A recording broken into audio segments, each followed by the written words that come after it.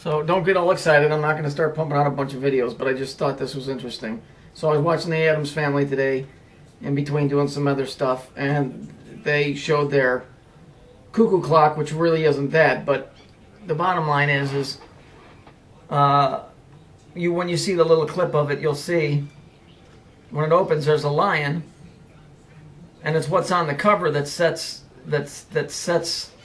with the reality of what they're showing you. See, it's really the inside of this. It's the clock, and then when the door is open, that they're showing you what's really going on. All that other decorative shit on the outside is just that, exactly that, decorative shit.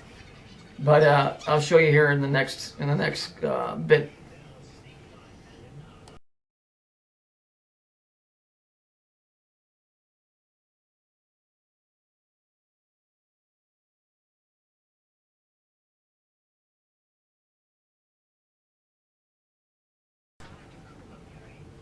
So here we look.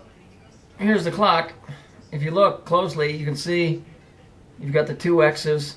You've got the line in the center, which gives it the three-dimensional view of being the line that runs between the two sides of the door. If you look at it, it's really making a three-dimensional cube. Most people look at that and they think it's two halves. It's not. You're looking at a cube on the corner. So you're looking on the left side and the face of the cube. You're not looking at two doors that are opening. You're looking at the left side and the front of a cube. The corner is the line that runs up and down in the middle. That would be equal with the 12 and the 6. If you continue that line all the way down, imagine that a box was sitting at an angle so that the edge of the box is what's facing you. So here we have, again, it's a time cube. That's what Saturn is. I keep trying to tell people that's what this is. And okay, now what's with the lion? Because the lion represents Saturn. That's why David Icke has it on his book. That's why that fucking statue is all over the place. It represents Israel. It represents a whole bunch of shit. But in this case, and that's why it's on the Sphinx. You know, all of this stuff, it's all goes back to the same thing. But I'm just showing you. You know, even in the comedies, they can't help but do this. I don't know. It must be the way the machine works or whatever it is. It can't help but show itself. I don't know how to explain it any other way. But you can clearly see the two X's that I outlined. And here's the clock. And it's really what's on the here that you're seeing, not all this other decorative shit on the outside. Although, you know, there's some merit to it because there's two pillars there. But the reality is it's a time cube. So here's the lion. Okay, so we see that. And then when it's closed, you got the seal. So the lion's on the inside. Now why is it a lion? Why are they showing a lion? Because remember that thing that I showed you, it says it's a lion, a man, an ox, and an eagle. Okay? So that's another thing that has to do with that cube. Remember I showed you that cube? It's got the four animals in it. Because man is an animal. Let me see if I can find a picture of it. So here, if you look, here's what I'm talking about. Here's that picture that, whatever that Jewish thing is. We see the two X's right here on either side. It's really that nanogon is what it is. They just keep showing it to you from different angles. But up here in the upper right-hand corner, you'll see what appears to be an X. But it's really not an X. It's some Jewish symbol. And it says lion. Okay?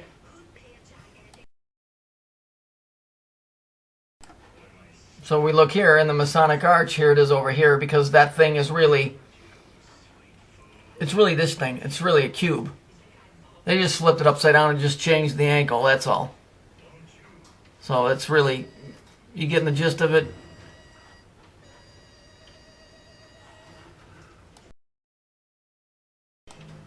So when we look here, this is from the movie The Adams Family. I think it was in the 90s.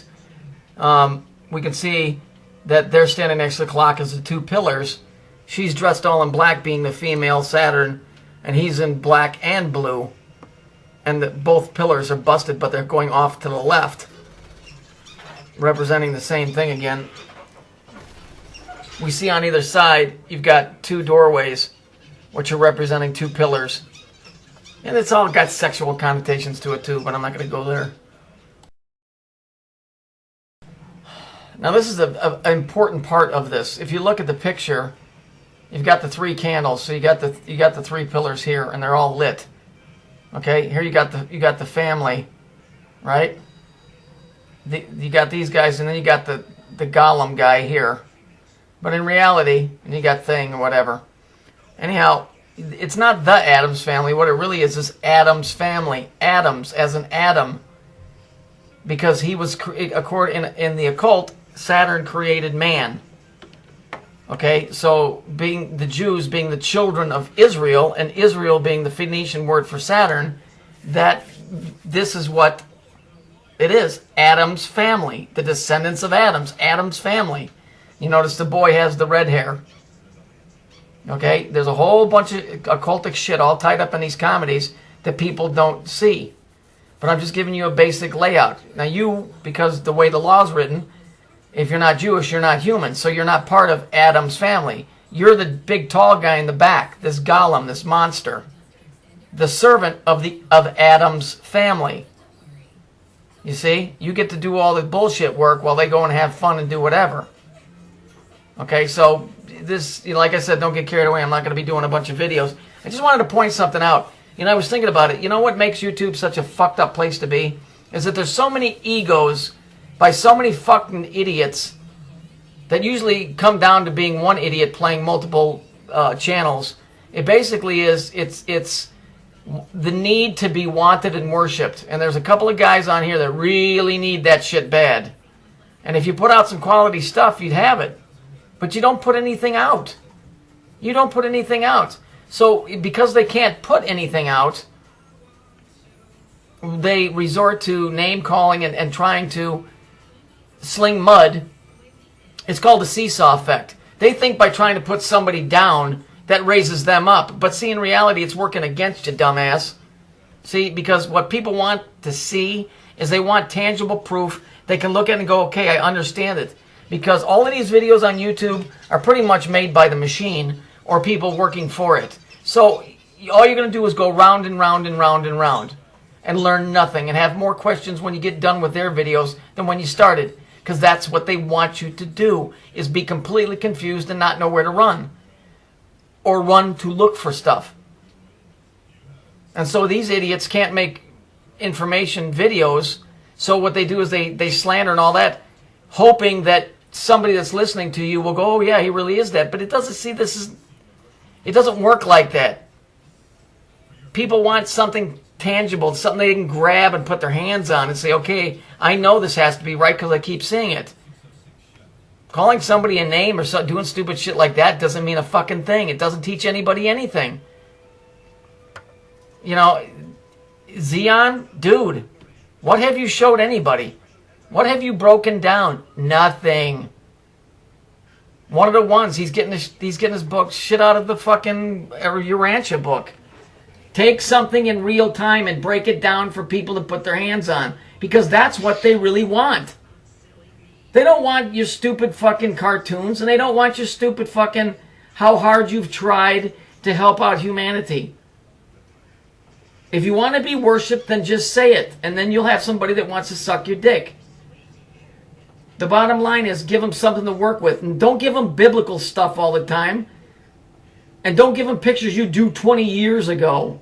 Because there's no proof that you drew that 20 years ago. And if you did draw that ghastly picture 20 years ago, my question is, why would you keep it? You wouldn't, because it's a bullshit story. Fool them, you're not fooling me.